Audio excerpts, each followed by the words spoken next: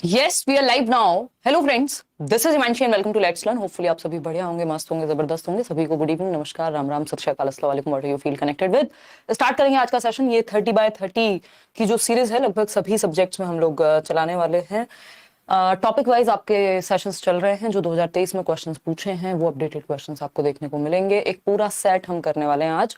और क्योंकि जो लोग प्रीवियसली सीटेट दे चुके हैं या मैराथन सेशन सारे देख चुके हैं या सीडीबी की पूरी प्लेलिस्ट को देख चुके हैं, साथ में पढ़ भी रहे हैं बैचेस में, तो हम कुछ टॉपिक वाइज क्वेश्चंस कर चुके हैं और उनके टॉपिक्स ऑलमोस्ट कंप्लीट होंगे।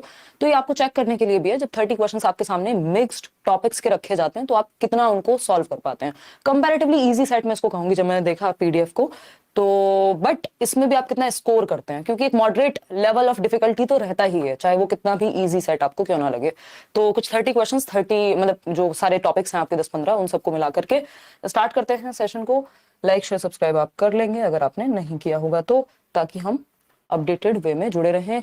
अगर आपको किसी भी बैच में एनरोल करना है, may it be DEET+B, CTET, 7th phase of Bihar, pedagogy special, तो आज शायद एडमिशन, मैंने बोला नहीं है तो बंद नहीं हुए होंगे, बट कल तक हो जाएंगे।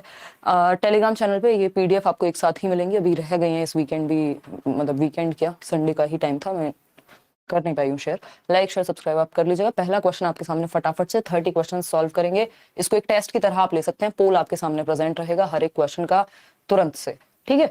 तो स्टार्ट करेंगे, फटाफट से जवाब दीजिए। आसान क्वेश्चन, इसमें से कुछ क्वेश्चन हो सकता है आप कर भी चुके हो। उसका रीजन क्या है कि हमने मिलकर के डेवलपमेंट, प्याजे, जेंडर, सोशलाइजेशन, ये 4-5 टॉपिक हैं जो अपने आप में 7-8 नंबर के हैं, वो कर चुके हैं हम। तो उसके क्वेश्चंस इजीली सॉल्व अभी हो जाने चाहिए।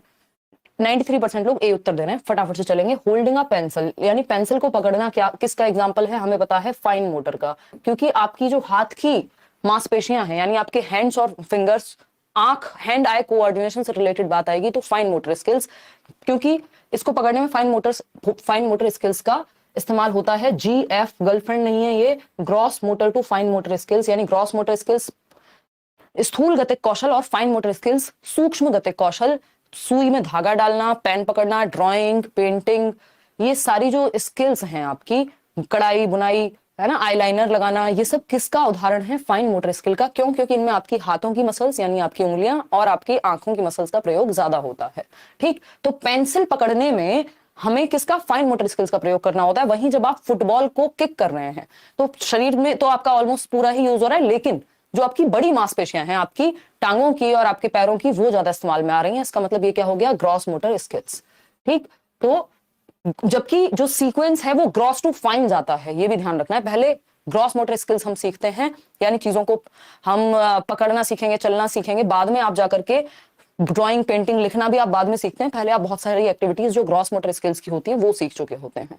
तो हम कहेंगे कि पेंसिल को पकड़ना फाइन मोटर स्किल्स, वही while kicking a football is an example of, football को किक करना ग्रॉस मोटर स्किल्स। सकल गतिक कौशल या स्थूल गतिक कौशल भी हम इनको कह सकते हैं। सोशल स्किल जैसा इसमें कुछ नहीं है, ये फिजिकल डेवलपमेंट का पार्ट है, दोनों ही स्किल्स, चाहे वो मोटर ग्रॉस मोटर हो चाहे वो फाइन मोटर हो, ठीक है। ग्रॉस मोटर नहीं हो सकता पेंसिल पकड़ना। इमोशनल और सोशल का यहाँ अगेन कोई यूज नहीं है, तो A option is the only right answer over here. आगे बढ़ेंगे, क्वेश्चन नंबर 2 पर चलेंगे, देखिएगा, जवाब दीजिएगा। क्या है क्वेश्चन नंबर 2, क्या पूछता है हमसे, ये देखते हैं। क्वेश्चन नंबर 2 ने पूछा है which of the following is not correct in the context of development, यानी विकास के संदर्भ में कौन सी बात सही नहीं है। क्या सही है ये नहीं पूछा, तो इनमें से 3 बातें सही हो सकती हैं, कोई एक बात होगी जो सही नहीं होगी। आपको वो नहीं वाली बात को पकड़ना है, ठीक है जी। क्लियर है बात?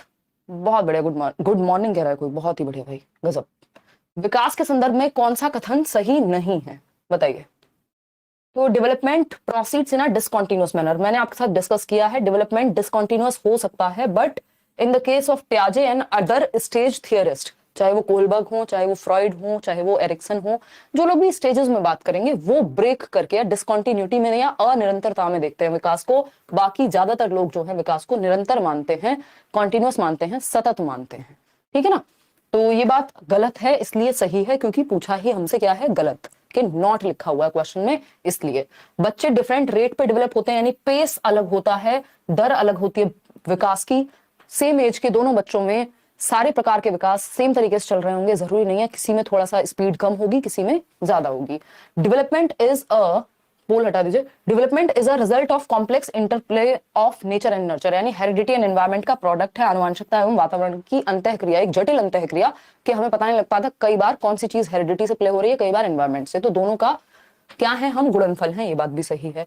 डेवलपमेंट इज रिलेटिवली ऑर्डरली, मतलब अपेक्षाकृत क्या होता है, व्यवस्थित रूप में होता है। मतलब थोड़ा बहुत अंतर हो सकता है, पूरी तरह से प्रेडिक्ट नहीं कर सकते एक्यूरेटली, बट एक ऑर्डर तो है ना कि पहले आप अर्ली चाइल्डहुड में, पहले इन्फेंसी होगी, फिर अर्ली चाइल्डहुड होगी, लेटर चाइल्डहुड होगा, एडोलेसेंस होगा, फिर अडल्ट बनेंगे, फिर बुढ़ापा आएगा। ऐसा नहीं होता ना, कभी बुढ़ापा कभी जवानी, कुछ भी नहीं, ऐसे नहीं चलता रहेगा रैंडमली। तो ये ऑर्डरली है, एक सीक्वेंस में होता है, ना कि अचानक से हो जाएगा। क्वेश्चन